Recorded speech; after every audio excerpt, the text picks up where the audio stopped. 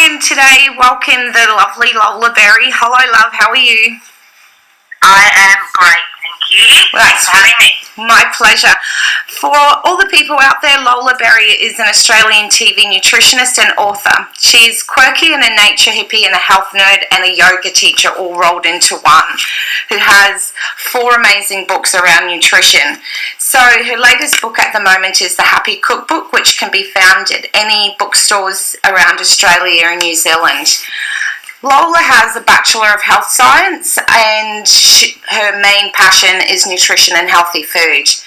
So I just wanted to ask Lola, how did you first come into being so passionate about nutrition?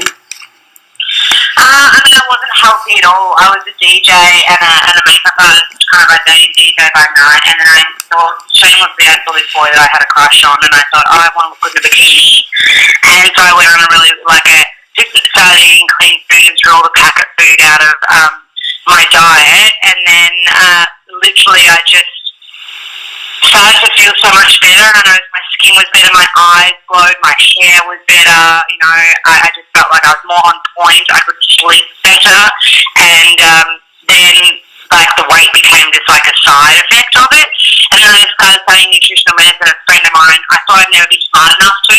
And she said, you've got to start studying it. And I was like, I can't do sciences. I'm a dropout drama school student. And anyway, started studying it. And I think 3 months in, I was like, I'm going to be Steve Irwin of fruits and veggies. And I got 3 jobs. I was working at a juice bar, a nighttime bar, and cleaning toilets just to save up and buy a video camera to start filming stuff. And that's kind of how it all started, really.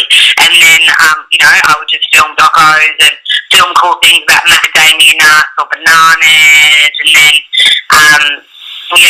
it just kind of grew from there, and morning TV grew from there, and it just all kind of rolled into a big, awesome journey. Wonderful, because your videos that you did, you put on YouTube under Fruits and Berries, wasn't it? Originally it was called Fruits and Roots, yeah, but when we had to change that name, because one day we were filming at a water, like a place that bottle their own water from Mount Warning, and they thought we were filming a porno, so we changed the name from Fruits and Roots just to Lola Berry. Nice. So how's your journey been to success? What's it been like for you?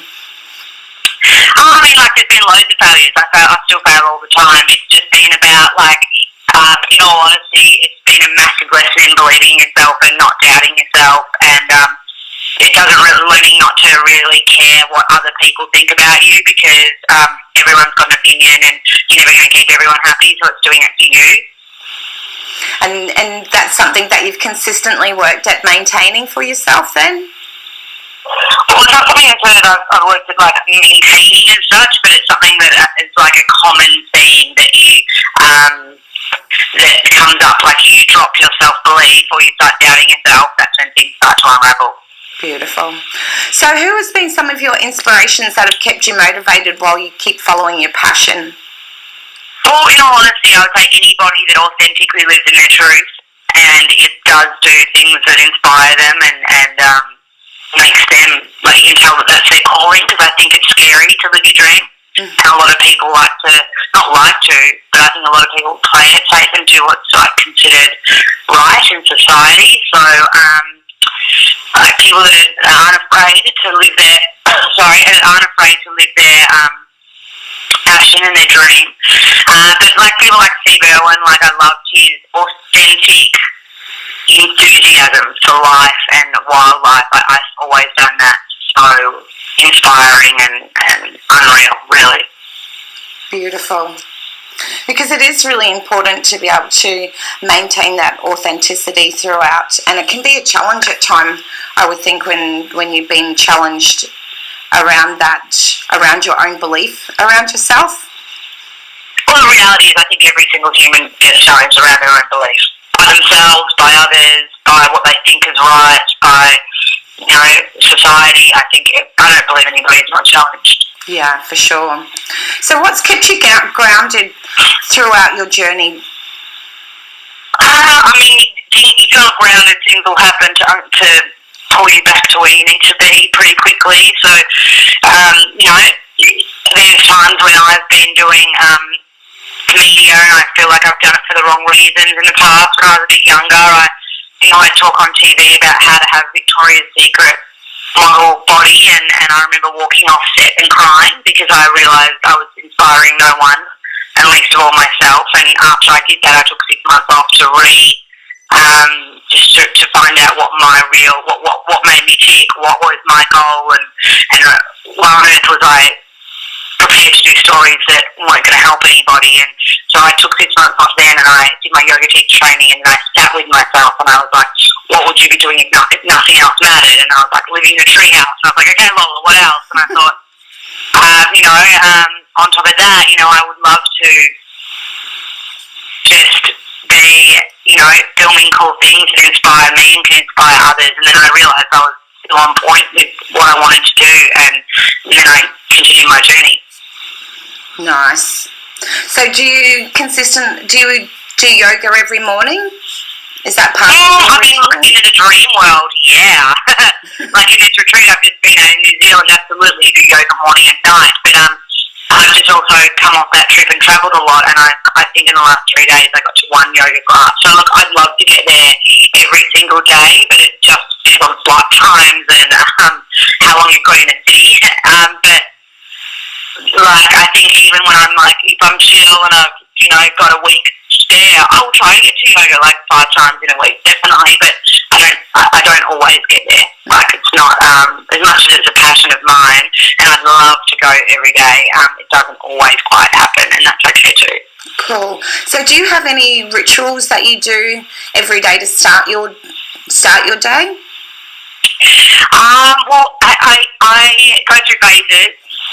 But having come back from this retreat in New Zealand, I now want to make sure that every day I see nature and sunshine, because it's really easy for me to get stuck behind my laptop and just kind of like pump out as many emails as humanly possible and do all my online sales and stuff like that. And I think there's something really healing in nature. Like biophilia is my favourite word in the entire world, and that's the healing power of Mother Nature on human beings. And I think now I'm going to make more time to be out in nature every day, and to me that is a form of meditation. Yeah, and because nature is also a really wonderful way of being able to absorb any energy that you just feel's not resonating with you. So it is a really healing quality about being out in nature, which is beautiful. Absolutely. And it helps sort of just bring yourself back to the centre of being. That's the wonderful thing about nature. So it's quite lovely. Mm-hmm. New Zealand itself is gorgeous. Absolutely, and it's free. Yeah, that's dead right. So just to wrap up our last question, do you have any tips or any advice that you would give to anyone that's wanting to pursue their dreams?